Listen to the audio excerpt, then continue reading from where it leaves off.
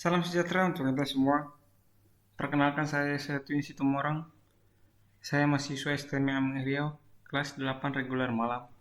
Yang pada kesempatan ini akan membahas tentang haki atau hak atas kekayaan intelektual dalam teknologi informasi dan komunikasi. Sebagai pendahuluan, hak atas kekayaan intelektual ataupun haki ini merupakan padanan dari bahasa Inggris, yaitu intellectual property right. Kata intelektual tercermin bahwa objek kekayaan intelektual tersebut adalah kecerdasan daya pikir atau produk pemikiran manusia, the creation of the human mind. Hak kekayaan intelektual atau haki adalah hak eksklusif yang diberikan suatu peraturan kepada seseorang atau sekelompok orang atas karya ciptanya. Secara sederhana, haki mencangkup hak cipta, hak paten, dan hak merek. Namun jika dilihat lebih rinci, haki merupakan bagian dari benda, yaitu benda tidak berwujud atau benda imaterial. Hak atas kekayaan intelektual termasuk dalam bagian hak atas benda tak berwujud, seperti paten, merek, dan hak cipta. Hak atas kekayaan intelektual sifatnya berwujud, berupa informasi, ilmu pengetahuan, teknologi, seni sastra, keterampilan, dan sebagainya yang tidak mempunyai bentuk tertentu terstruktur. Dalam menciptakan suatu kepemilikan, suatu hasil karya yang baru, perlu adanya pendefinisian sifat dan hakikat kepemilikannya. Kekayaan intelektual atau intellectual property merupakan hasil pemikiran dan budidaya manusia yang perlu mendapat perlindungan hukum dari pembajakan maupun tindakan ilegal lainnya. Yang termasuk dalam haki yaitu hak cipta, merek dagang, paten, desain produk industri, indikasi geografi, desain tata letak sirkuit terpadu atau layout desain. Yang terakhir adalah perlindungan informasi yang dirahasiakan.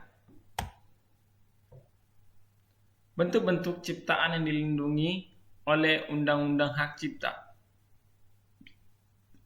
Buku, program komputer, pamflet, perwajahan, karya tulis yang diterbitkan, dan hasil karya tulis lainnya. Ada ceramah, kuliah, pidato, dan ciptaan lainnya yang sejenis dengan itu. Alat peraga yang dibuat dengan kepentingan pendidikan dan ilmu pengetahuan. Lagu atau musik dengan atau tanpa teks. Drama atau drama musika, tari, koreografi, pewayangan, dan pantomim. Seni rupa dalam segala bentuk seperti seni lukis, gambar, seni ukir, seni kaligrafi, seni pahat, seni patung, kolase, dan seni terapan. Ada arsitektur, ada peta, ada seni batik, ada fotografi, ada sinematografi, ada terjemahan, tafsiran, saduran, bunga rampai, database, dan karya lain dari hasil pengaliwujudan. Buku, CD-ROM, tape atau kaset dalam bentuk fisik yang punya paten dan hak cipta.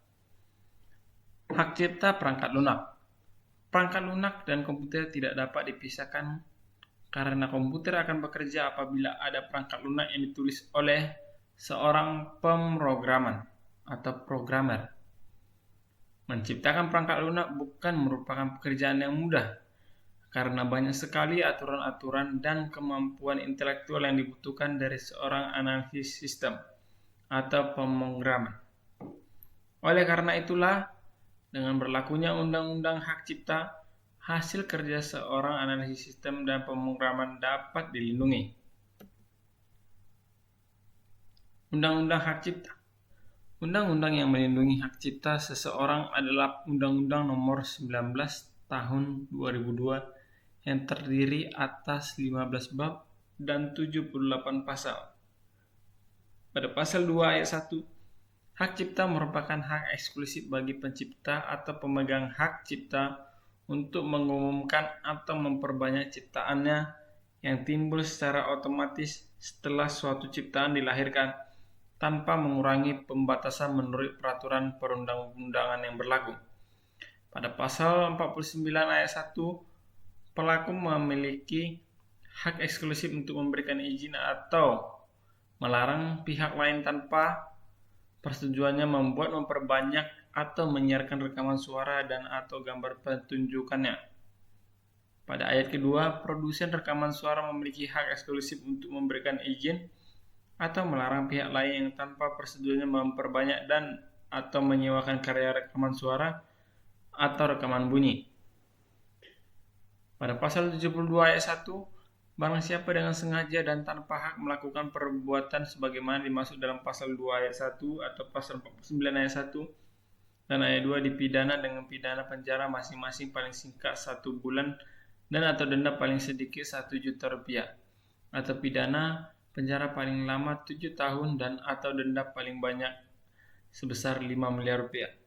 Pada ayat kedua, barang siapa yang dengan sengaja menyiarkan, memamerkan, mengedarkan, atau menjual kepada umum suatu ciptaan atau barang hasil pelanggaran hak cipta terkait sebagaimana dimaksud pada ayat 1 dipidana dengan pidana penjara paling lama 5 tahun dan atau denda paling banyak sebesar 500 juta rupiah.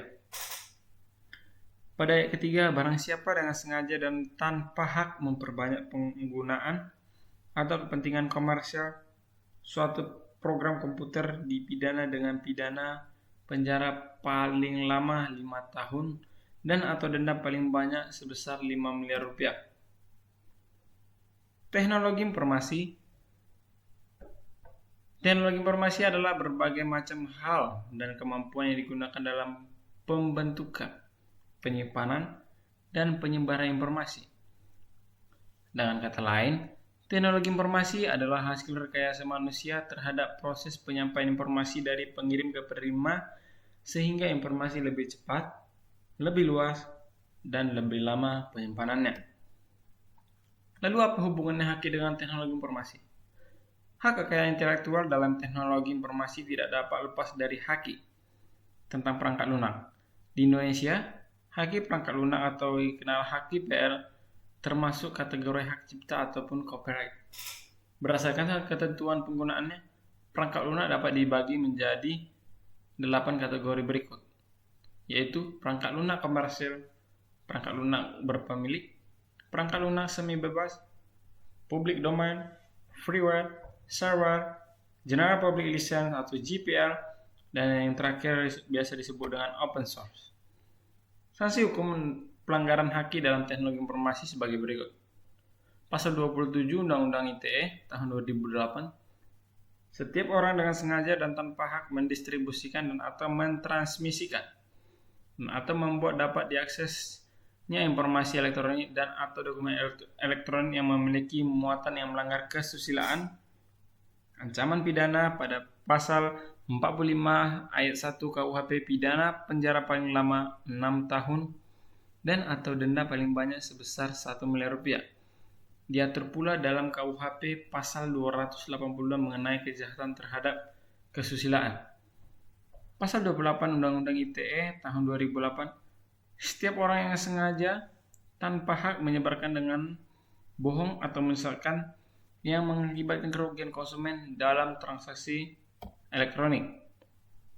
Pada pasal 29 Undang-Undang ITE tahun 2008, setiap orang dengan sengaja dan tanpa hak mengirim informasi elektronik yang berisi ancaman kekerasan atau menakut-nakuti yang ditujukan secara pribadi atau cyberstalking, ancaman pidana pada pasal 45 ayat 3, setiap orang yang memenuhi unsur sebagaimana dimaksud dalam pasal 29 dipidana dengan pidana penjara paling lama 12 tahun dan atau denda paling banyak sebesar 2 miliar rupiah.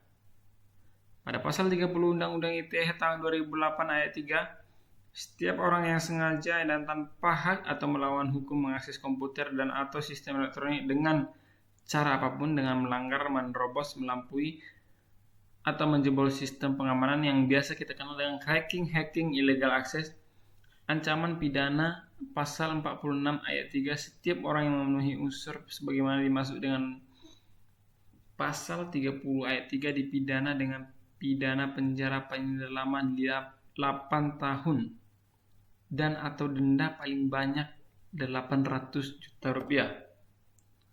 Pada pasal 33 Undang-Undang ITE tahun 2008, setiap orang yang sengaja dan tanpa hak atau melawan hukum melakukan tindakan apapun yang berakibat terganggu sistem elektronik dan atau mengakibatkan sistem elektronik menjadi tidak bekerja sebagaimana mestinya. Pasal 38 Undang-Undang ITE tahun 2008, setiap orang yang sengaja dan tanpa hak atau melawan hukum memproduksi, menjual, mengadakan, untuk digunakan, mengimpor, mendistribusikan, menyediakan, atau memiliki.